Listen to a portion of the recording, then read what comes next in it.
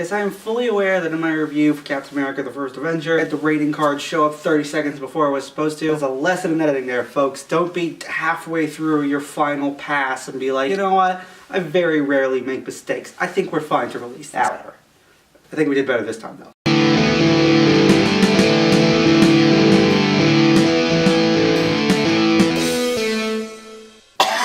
The Avengers. The Avengers is the 6th movie in the Marvel Cinematic Universe and is the concluding chapter to Phase 1 of the Marvel Cinematic Universe. And the Avengers, you basically have Loki. He didn't die in Thor. He comes on the scene. He starts fucking things up. Now the likes of Iron Man, Captain America, Hulk, Black Widow, Hawkeye, Thor, Nick Fury, Phil Coulson, they all have to band together and form a team called the Avengers and basically stop them. The plot itself is pretty simplistic. There's a lot of fun to be had along the way. Again, spoiler warning, like I've been doing with every Marvel Universe review. There are going to be some spoilers in here because I'm going in depth. The Avengers starts off, it's like in space and there's this ominous narration. It's like Tesseract has awakened, it's on a human world. Tesseract being the cube that was in Captain America the First Avenger, and he's like, our ally is ready to lead our armies to them and just pretty much lock them up. The world's gonna be his and the universe is gonna be yours because you're the almighty powerful person. Who's the person he's talking to well, we'll get to that shit later. After that, it's pretty much at a S.H.I.E.L.D. base. You know, Fury and Coulson, and we're now introduced to Kobe Smulders, Agent Maria Hill, which she's great in this movie. And then Fury goes to talk to Stellan Skarsgård's character from Thor.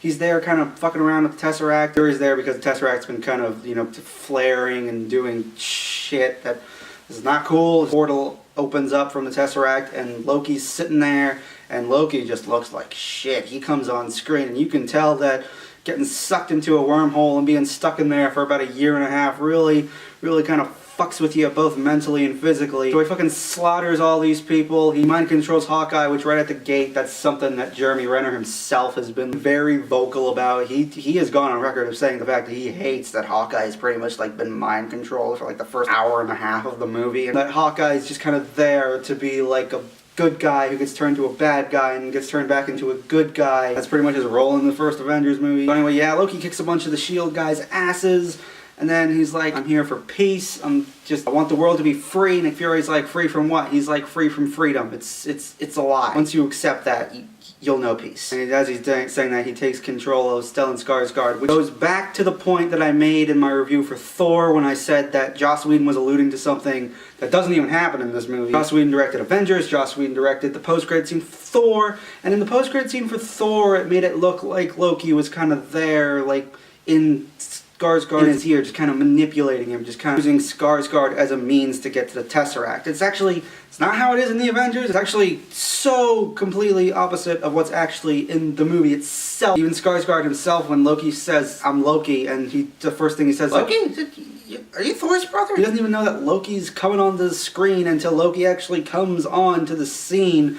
So it's just, again, it's just something that I gotta complain about every chance I get because it's weird that they allude to something that doesn't even fucking happen in this movie. Loki and Fury have words. Loki runs off with the Tesseract and it leads to a sweet-ass opening chase, and Maria Hill's chasing him. Coulson is still trying to evac the base, and Fury's in the air chasing him with a helicopter, and then the base just explodes and it just collapses in on itself. The tunnel collapses on Maria Hill. Loki shoots down Fury's helicopter, and Fury gets up. Fury gets on the walkie and he's just like, we are at war. And Coulson says, what do we do, sir? And Fury just stares for a second as the camera pans around, and then boom, title, The Avengers, and then it kind of dips a little bit into stuff that's not as exciting, but you gotta have, like, you know, take your time to actually build up the characters a little bit. But really, the next 20 minutes after the open action scene was just kind of recruitment, you know, you're kind of catching up with old faces. She and Scarlett Johansson back, she goes to recruit Banner. He's now played by Mark Ruffalo, no longer played by Edward Norton, which does take a line or two for your brain to kind of adjust to that and be like, this isn't Edward Norton anymore. Okay, but Mark Ruffalo still does good in this movie, so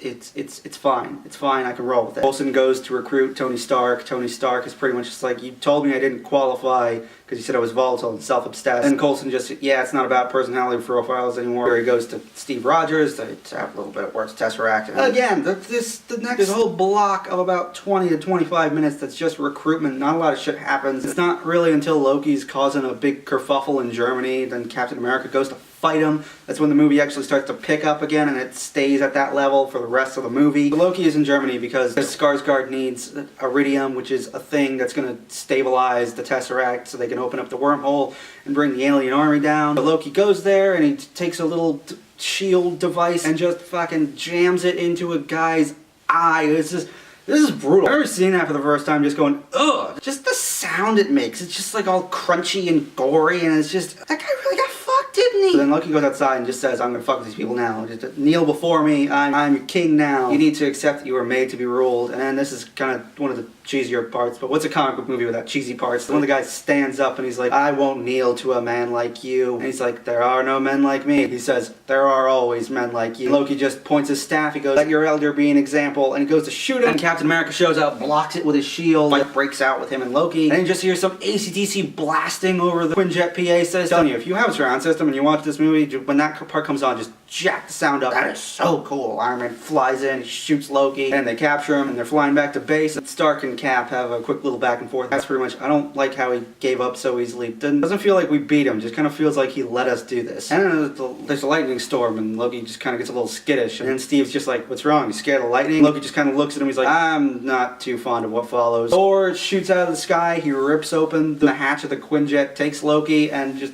gets the fuck out of there. Him and Loki are having that kind of brotherly squabble. Thor's like, you see yourself above them? Is that why you want to rule them? Loki says, yeah, pretty much. Loki says the Tesseract has shown him things. He can be destined for this if he wants to be. And then Thor says, who showed you this? Who controls the would-be king? Loki says, I am a king. And Thor says, you're not king here. Just give up the Tesseract and give it this dream. You listen to me. And then Iron Man comes and smacks him off screen, and then Loki's just kind of standing there like, I'm listening.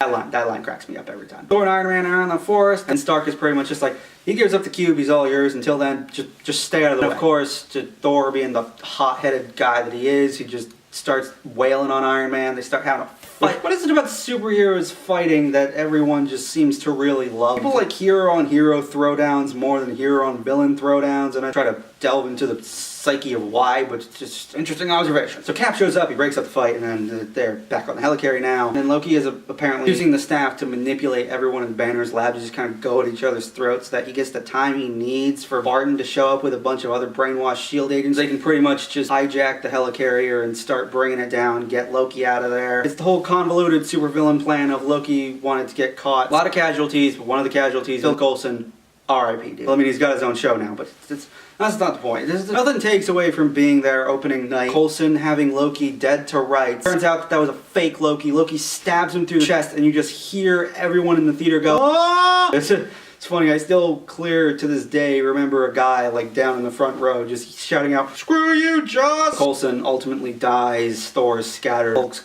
gone. Pretty much all that's left that Fury can pretty much console is Cap, and Iron Man tells him there was an idea. We were going to bring together a group of heroes to see if they could become something more, so that when we needed them, they could fight the battles that we never could. The jumpstart they need, Cap goes to Black Widow and Hawkeye. Oh yeah, by the way, Hawkeye's fine now. Black Widow just kicked him really hard in the head. That's all he needed. It's fine now. It's good. So they go to New York, and it leads to one of the coolest Iron Man suit-up scenes. He's having words with Loki in the penthouse. Tony Stark comes at him with, if we can't save the Earth, you damn well sure we'll avenge it. Loki gets pissed about that. He throws Iron Man out a window. The little Mark 7 pod shoots out. It chases after him. Little metal arms grab onto him, and it just like a frame forms up, and the suit comes on, and it just closes on top of him. And he goes up there, and then the aliens start coming down, and that's bad. The last half hour of the movie is pretty much throwdown with aliens, but it does lead to one of the coolest shots in a superhero movie ever to this day. Still is awesome. When that big giant like Shadow of the Colossus looking flying worm shows up, Banner is walking towards it. Steve says, hey, that would be a good time for you to get angry. Banner says, that's my secret, Cap. I'm always angry. And he hulks out. I'm going to go back to it real quick because he hulked out earlier in the movie. Couldn't control it. Everyone likes to think that's a plot hole. I always saw like the I'm always angry line just kind of as I can control it, but sometimes just certain things can kind of push me over the edge. Like having a bomb go off right in my face and blow me out of a 3-story window. Yeah, I'm not really going to be able to control hulking out at that point. Always how I've seen the I'm always angry line is that I can control it. Certain circumstances I can, but it's fine. So anyway, he punches the big worm. Alan Silvestri's Avengers theme is swelling up, and it just circles around all the Avengers back to back, just ready to kick ass. Ooh.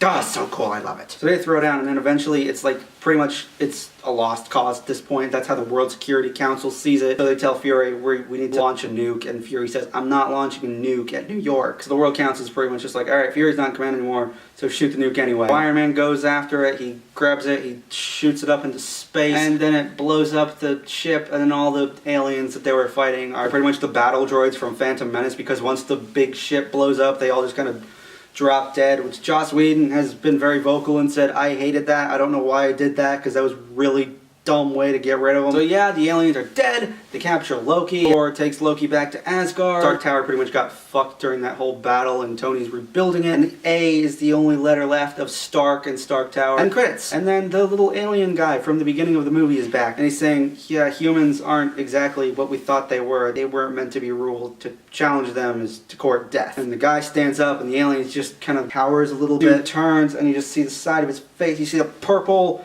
face of Thanos, and just, I remember seeing that for the first time going, yeah, the Avengers are fucked in the next movie. Or it wasn't the next movie, because the next movie would end up being Ultron, but it was funny to be there and just like half the audience just like lose their collective shit when Thanos shows up, and then the other half just kind of being like, who the fuck's that guy? That's the mid-credit scene. And then the post-credit scene is just them sitting around eating shawarma, which was the greatest way back when the movie came out to troll all my family members, because I saw this movie 3 times in theaters. And I remember the second time I saw it with my mom, my sister, and my dad. My dad saw it with me the first time, so we knew what the post-credit scene was. My sister pretty much stormed out after the mid-credit scene because she's disrespectful like that. And my mom was like, alright, you're telling me to wait for this, so I'll wait for this. And then she just sees them sitting around at a table, not talking, and just kind of looks at me like, are you fucking kidding me with this shit? Guys, in the end, I think The Avengers is still, to this day, the best movie in the Marvel Cinematic Universe. It has the characters that still, like, to their core, the characters that they were in their original movies. It has their support systems just kind of there to kind of boost it up. The villain, Loki, is even better than he was in Thor. Black Widow was better than she was in Iron Man 2. But pretty much the movie just kind of elevated the idea of the Marvel Universe from this whole idea that there was a 5-year plan to intertwine all these movies into one big movie that had never been done before. This movie was the first time that I remember just being there for everything and just being so excited to see the payoff, and the payoff working so well. Like, Phase 1 of the Marvel Cinematic Universe has its flaws for sure, but it is still overall just a really special thing that I just really enjoy. And the Avengers is just a huge part of that. Avengers, still to this day, is my favorite movie in the Marvel Cinematic Universe. It is #1. Nothing has dethroned it yet. Maybe Endgame or Captain Marvel will change that. Who knows? The Avengers to this day still is awesome-tastic.